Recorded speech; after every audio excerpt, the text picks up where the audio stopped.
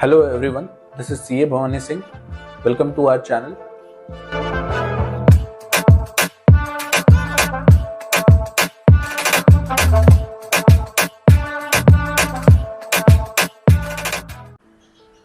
क्या आप लोग जानते हैं कि ऐसे बहुत सारे स्कीम्स गवर्नमेंट लेकर आती है, which is incentive scheme, subsidies और बहुत ऐसे सारी बेनिफिट्स जो एज अ बिजनेस ओनर्स, जो एज अ स्टेक होल्डर्स हमको अवेयरनेस नहीं होता है और हम उन बेनिफिट्स को अवेल नहीं कर पाते।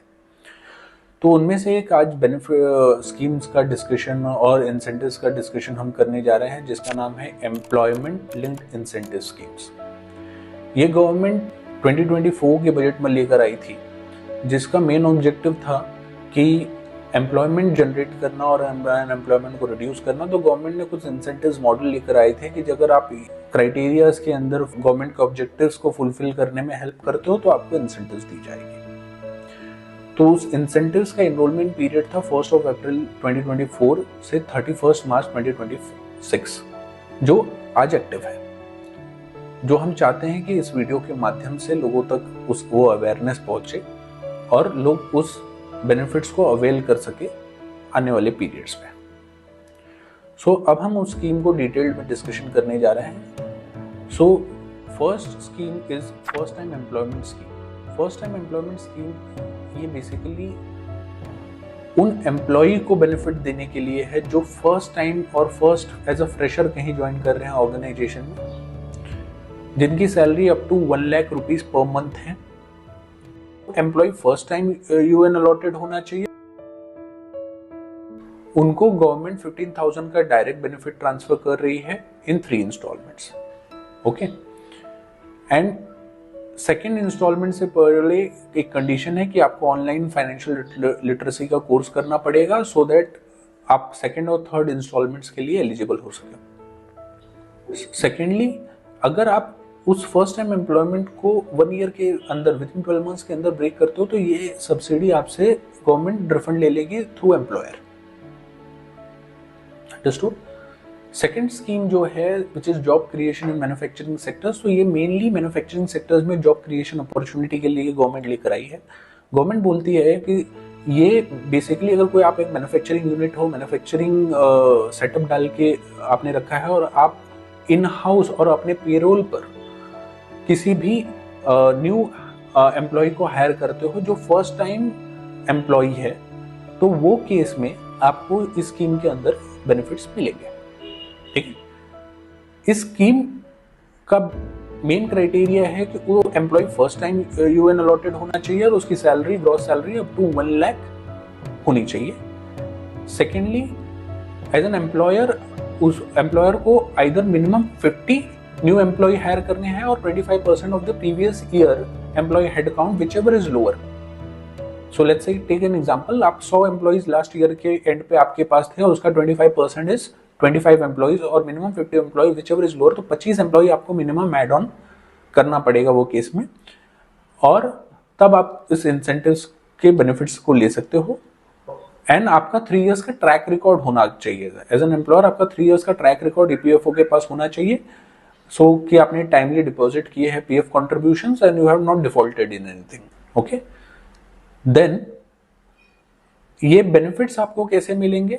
4 इयर्स में बेनिफिट्स आपको बाइफोकेटेड है। फर्स्ट 2 इयर्स में एम्प्लॉयर एंड एम्प्लॉय के बीच में ये इक्वली डिस्ट्रीब्यूट होंगे। तो first year is 24%, that is divided into employer as an employee, 12% as an employer, 12% as an employee, which is come as 24%।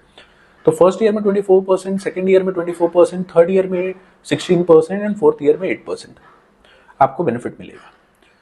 So maximum benefits जो पर employ per month मिलेगा that is up to 3,000।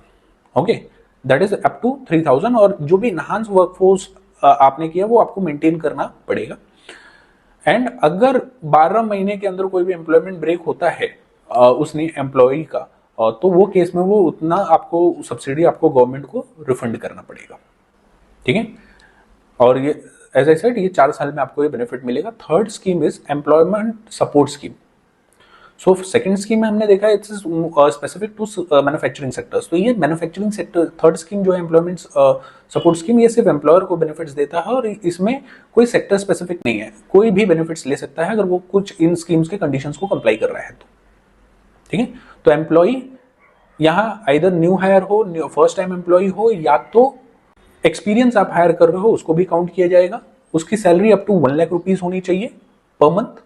And then 20 अगर आपका staff strength 50 से कम है तो आपको minimum 2 employ add करने हैं, और अगर आपका स्टाफ स्ट्रेंथ 50 और 50 के ऊपर है तो मिनिमम 5 एम्प्लॉयज आपको ऐड करना है, और वो इनहांस वर्कफोर्स लेवल आपको मेंटेन करना है, तभी आपको ये इंसेंटिव्स मिलेंगे।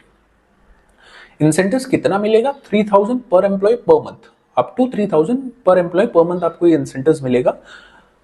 और कितने पीरियड के लिए मिलेगा? ये तीनों स्कीम्स जो हमने बात की इनका इनरोलमेंट पीरियड 2 इयर्स है, और इनके बेनिफिट्स फर्स्ट ईयर में जो फर्स्ट है दैट इज 1 टाइम, फर्स्ट जो एम्प्लॉय के लिए वो 1 टाइम, सेकंड है जो मैन्युफैक्चरिंग सेक्टर्स के लिए है वहां 4 इयर्स डिफरेंट वे से मिलेगा। And then the third scheme basically जो हम बात कर रहे हैं वो 2 इयर्स के लिए रहेगा। बट अगर आपने 1000 से ज्यादा आपने वर्कफोर्स जनरेट किया, इधर उसमें न्यू एम्प्लॉय हो या एक्सपीरियंस हायर आपने किया और 1000 से ज्यादा किया, तो गवर्नमेंट बोलती है सिर्फ आपको 2 साल के लिए नहीं है, हम additional 2 years, third year fourth year में भी आपको 8% एंड 4% से बेनिफिट आपको मिलेगा, और उतना इंसेंटिव गवर्नमेंट आपको देगी और वो आपको बेयर करने की जरूरत नहीं है।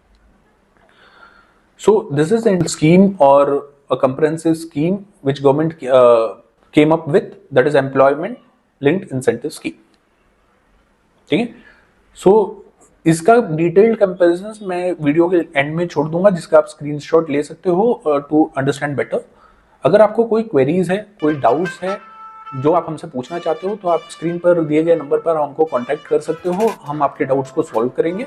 अगर कोई भी असिस्टेंस चाहिए आपको इसके रिलेटेड तो भी आप हमसे रीच आउट कर सकते हो। Stay connected, stay updated, keep learning and keep growing. See you in the next video.